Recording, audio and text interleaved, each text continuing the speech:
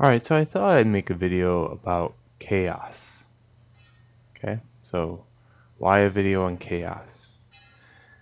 So I teach high school students, 11th and 12th grade students, um, using graphic design as a background with a great deal of machines. So we got like offset printing, we have um, laser cutting, 3D printing, we have infinite amounts of software we have to learn and all kinds of things that we can learn.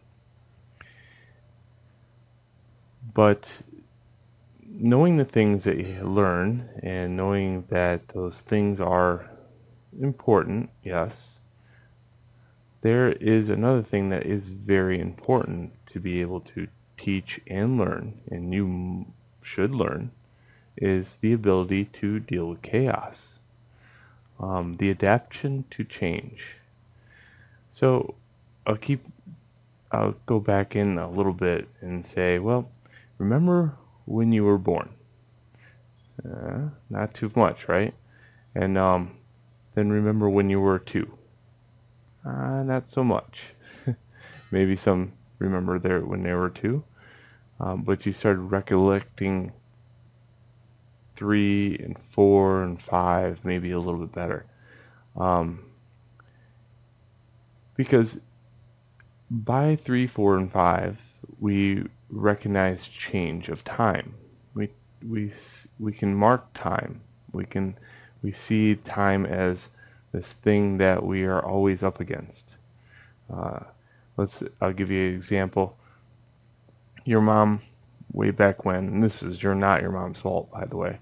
It can't be blamed. Your mom might have said, "Stop crying," and when she said that, it didn't really bother you at first, and then all of a sudden it started bothering you a little bit more and more, and you're like, I just want to cry because I'm just trying to soothe myself here. Well, think about what she was up against. She was up against this impervious thing called time. At the time she said, hey, stop crying, she might have been late. She might have been early. She might have been wanting to get something done or have something in the needs of getting done in her mind. She was up against time, so you became up against time. So it goes on and on. You got to look at it like as you develop into an adult, you get used to patterns, and you seek patterns in ways that you can use those patterns to be able to predict things, and if they are predictable, they are known, and if they are known, they are safe. So the real key features of being able to get happy with life is the ability to deal with change, and no change is coming. You can't control it. You never could. And the minute you say you can is the same minute you say, well, I probably can't. And then you'll get a lot better. But here's some practice tips. So you have to be ridiculous at first.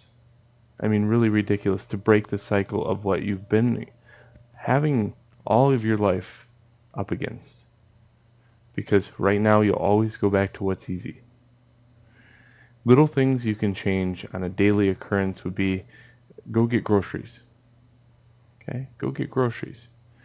And you know how you have that list. You look at it and you're like, this is in this aisle, this is in this aisle, this is in this aisle. I'm going to go down this aisle, this aisle, this aisle.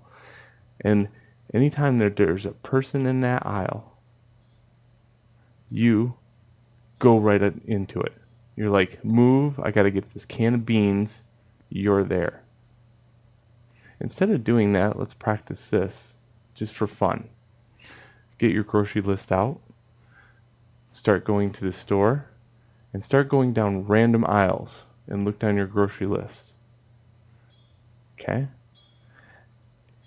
Just pick up whatever you can off that grocery list and in whatever order you have it in, no matter how long it takes you to go through the grocery store. Do that for like 3 weeks. And then you'll find that you have developed a fashion of going through the grocery store without even bumping into one person. Because through chaos come order. It's weird. You won't notice it until you actually notice it. And I can't talk about it until you actually see it. Here's another thing. So let's say if you're practicing chaos.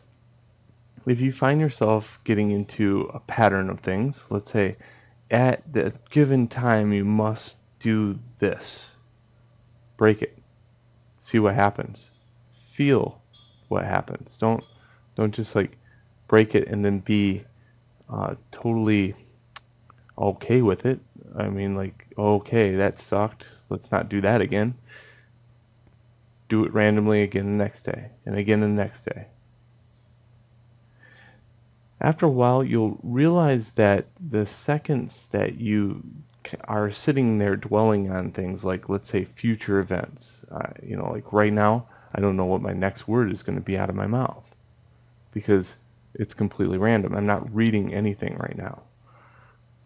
But after a while, what will happen is, by doing this and practicing it over and over, is the fact that you rely more on your spontaneous thoughts and your ability to change and your ability to adapt. And when that happens, you stop worrying about the next minute. I got teenagers that are in the lab and they're like, you know what, I gotta make a card right now for my grandma, because they have printers there and they have like, we have great machines that sit around and do stuff, but they're gonna do it right then, 4 minutes before the bell, because they put it off all the way to the end of the thing, and then they make their lives totally miserable for trying to do it. Good for them. Because for the simple fact that they see at the end, by doing that their ability to change is so strict and so not giving, that when it comes down to a very pressured situation, it makes their life miserable. But after a while of doing that, you'll change naturally, because you'll know that there's a problem. Some people don't even know it's a problem. They eat waffles every day. And if they have to go on a trip, they're like, oh, I'm not going on a trip. They don't have waffles at the grocery store. It's just little things like that. Or I can't take that test on Thursday. I have to go to the gym. I'll be tired. Daily things that you do every day, the patterns that you follow every day, are the very things that make your life miserable. Unless you learn to adapt to change and know that you are never in control at all, at any one given second. And the only time that you're in control is the time that you are listening to this word, now. That was the only control you had right then. That thought. The ability to think anything right then was the thing that you had power over, but now you don't. Because it's the next given second. So learn to adapt to change. However you do it, do it. And you'll be a lot happier for it. Alright. So a word of warning to anybody that just randomly comes across this video and starts practicing this way because I said it was cool. One thing you should look out for is the fact that all the other people around you are in still the non-chaotic mode. They are the people that look at patterns and go on to those patterns and reflect those patterns and never change, and if they're like rocks. You move a rock into the sun and it was in the shade, you as a person might say it's a rock, big deal. But to a rock, A rock has all this mold on it, and the mold starts dying, and he starts losing all his friends, and then the rock becomes miserable. Their ability to change is there as a person, but it's very slow.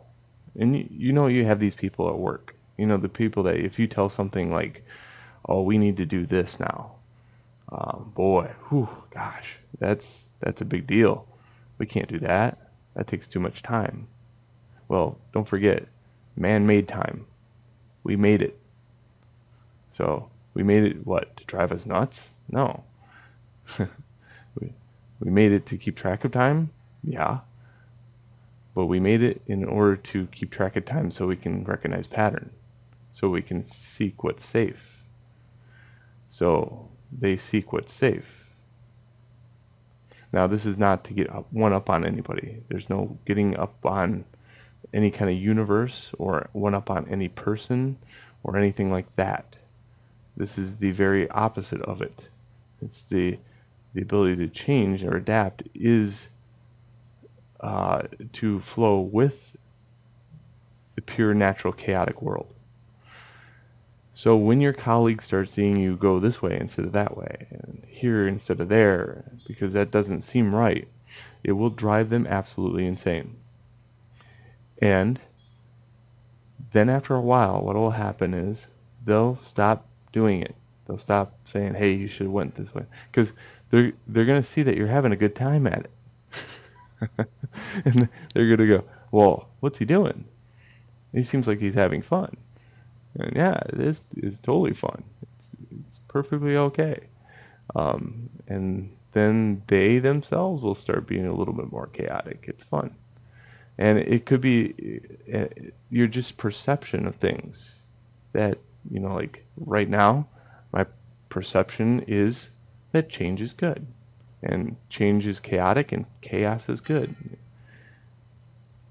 But I'd rather have that perception than a person that has to get up in the morning every day and look forward to no change whatsoever. Because that's the way things are. The students I teach, they become as chaotic and sporadic as possible. They used to go, "Hey, Mr. Welsh, what are we doing tomorrow?" And I'm like, "Oh, we do things tomorrow when tomorrow comes." And they're like, "What are we doing at 8 a.m.? Well, we'll see. We'll see what 8 a.m. brings. Then I look at my calendar. It says 8 a.m. I got a meeting. So I got a meeting. I go to the meeting. It doesn't really bother me because I go to the meeting. It's the spontaneous act that was put in my natural chaotic life. The things that people ask me to do, I just do. I don't think about doing them. It's just they get done. And I create a natural rhythm around it.